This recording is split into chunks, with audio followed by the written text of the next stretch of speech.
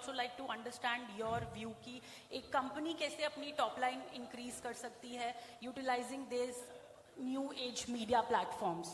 Basically अभी बहुत सारे आप तो चूँकि आपके फ़ोन पे बहुत सारे पॉडकास्ट आने शुरू हुए, देखा होगा कि बहुत सारे लोग अपनी जर्नी को और अपनी पूरी एक स्ट्रक्चर जब बिल्ट हो रहा है उसको भी एक तरीके से अपनी मार्केटिंग के लिए यूज़ कर रहे हैं. इट्स नॉट द मतलब बैड थिंग, ये बेस्ट थिंग है.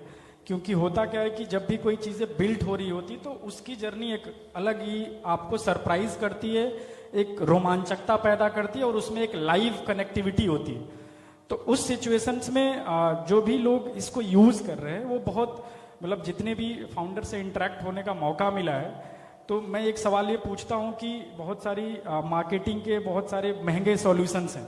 जब आप बड़े एडवर्टाइजिंग ब्रांड को चुनते हैं, आप बड़े राइटर चुनते हैं, बड़ा इन्वेस्टमेंट करते हैं, तो एक मैं एग्जांपल दूंगा. एक बिहार में स्टार्टअप है, अभी हाल ही में शार्क टैंक में आए हैं, रोडवेज नाम है उनका.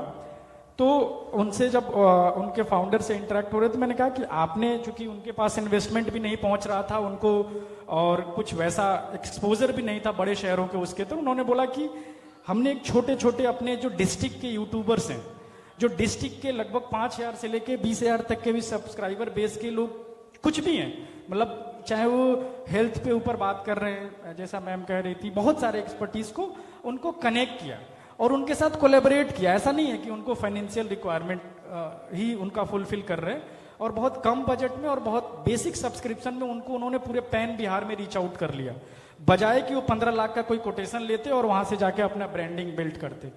तो मुझे लगता है कि न्यू एज मीडिया ने आपको सोचने का, आपके दायरे को आप जितना बेहतरीन तरीके से यूटिलाइज करते हैं उस स्क्रीन को, आपको मौका दिया है. एक डिस्ट्रीब्यूशन नेटवर्क का डिसेंट्रलाइजेशन हुआ है.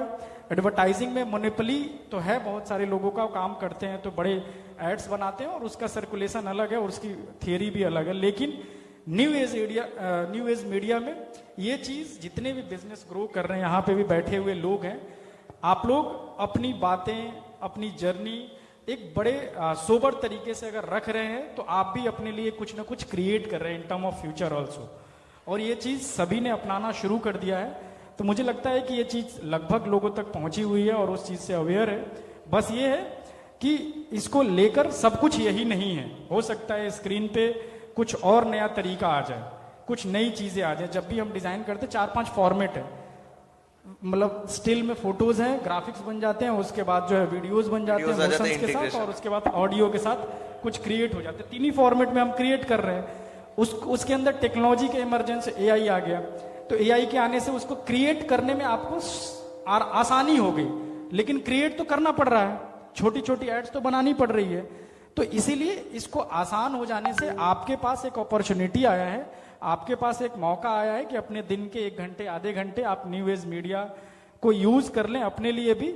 आपको बड़े महंगे लोगों तक नहीं जाना पड़ेगा और बहुत कॉस्ट इफेक्टिव मैनर में आप कुछ क्रिएट कर पाएंगे.